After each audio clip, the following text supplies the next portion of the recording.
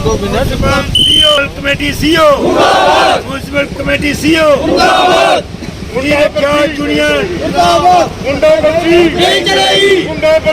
बोला हमारे CO EO Kathua municipality ने और प्रधान ने बोला कि आप जम्मू से लिखवा के लाओ, पूरा ऑल इंडिया में कहीं से भी लिखवा के लाओ। वो आपको मीडिया भाइयों को पास भी पड़ा है उनका बयान कि उसी दिन आपकी पर्ची माफ़ हो जाएगी। ये हमने जम्मू से म्यूनसिपल चेयरमैन और वहाँ से लिखवा के भी लाया, फिर भी नहीं मान रही है। हमारे एसपी साहब थे शमी जी, उन्होंने इनको बैठा के बात की थी कि सारे म्यूनसिपल इकट्ठे होके वोटिंग कर लो, अगर ये गलत डाला गया है तो इसको वापस करो। इन्होंने सारे वोटिंग हुई है, 14 वोट हमारी तरफ पे पड़े कि पर्ची नहीं होनी चाहिए। ईओ ने फिर भी वो भी नहीं मान रहा है। अब हम बताएं कि हम ईओ के पास कल गए थे, उसने बोला जाओ डीसी करेगा, और बहुत बदतमीजी से पेश आया। वो इस कुर्सी के लायक आदमी नहीं है जिसको इस कुर्सी पे बिठाया गया है। सब नजर आता है कि उसने पैसे खाए हुए हैं ठेकेदारों से, जिस हिसाब से वो बात करता है। जो उन्होंने बोला हम करके लाए हैं। 2 महीने हो गए नजायज पर्ची काट रहे हैं ये। इन्होंने पिछले साल भी 6 महीने नजायज पर्ची काटी है, कहीं भी किसी खाते में गई है ये हमें बता दें। आज हम उन्होंने बोला कि डीसी साहब से मिले, अभी हम डीसी साहब से मिलने के लिए आए हैं।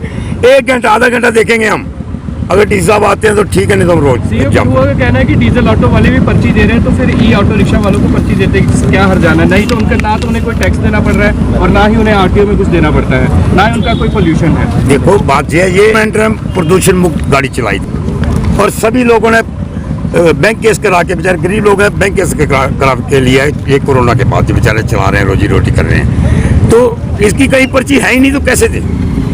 दूसरी बात ये, इस पर देखो आप भी देख रहे हैं, 2 सवारी जाते हुए जाते हैं, 2 आते हुए जाते हैं, 40 रुपये बनते हैं।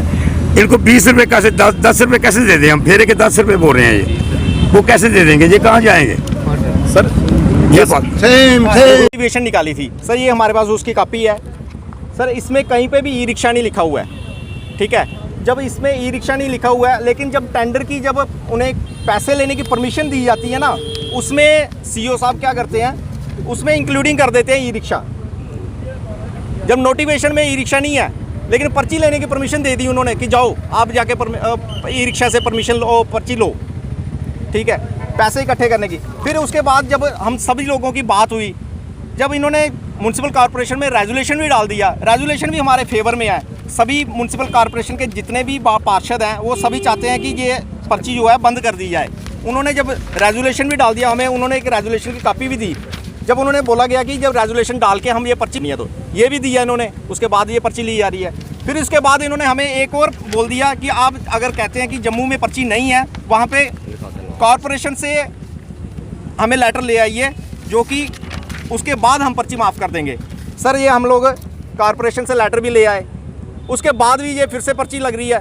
सर अब ये बता दें कि ये चाहते क्या हैं? हम सिर्फ सीओ साहब से ये पूछना चाहते हैं कि अगर आपने पर्ची माफ़ नहीं करनी थी तो हम लोगों को 1 महीने से दर-बदर क्यों कर रहे हैं? ये कभी एक ऑफिस में जाओ, कभी दूसरे ऑफिस में जाओ, और ये क्या मतलब हुआ कि आप लोग अपने काम छोड़ के, इतनी पब्लिक है, ये इतने लोग हैं, ये सिर्फ ये लोग नहीं हैं, इनके साथ इनकी फैमिलीज़ हैं सर। इनके हर घर में 4-4, 5-5 लोग इनके साथ जुड़े हुए हैं, और ये लोग इन सभी को हरासमेंट कर रहे हैं। अब कल सीओ साहब कहते हैं कि जाओ, जब तक मैं हूँ मैं ये काम नहीं करूँगा। ये किसी भी अफसर का बोलने का तरीका नहीं है।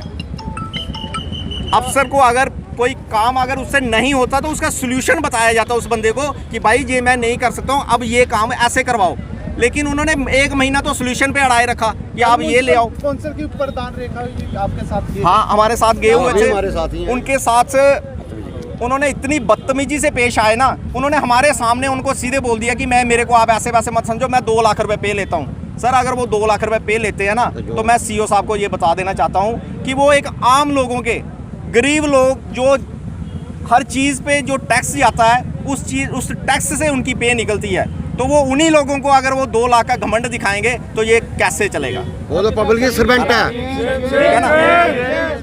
आपके साथ सभी ई रिक्शा यूनियन के सदस्य हैं, कुछ अभी ई रिक्शा अपना चला रहे हैं। सर सुनिए सर, एक्चुअली बात क्या है कि कुछ लोगों को कोई दुख बीमारी इमरजेंसी में चलाना पड़ रहा है, जहाँ कुछ लोगों को मिस हो गया था जिनको हम लोग इंटीमेट नहीं कर पाए। ठीक है, वो लोग कर रहे हैं, चलो अभी हम लोग उनको बता रहे हैं, वो लोग अपना ई रिक्शा खाली कर रहे हैं, ऐसी कोई दिक्कत नहीं है।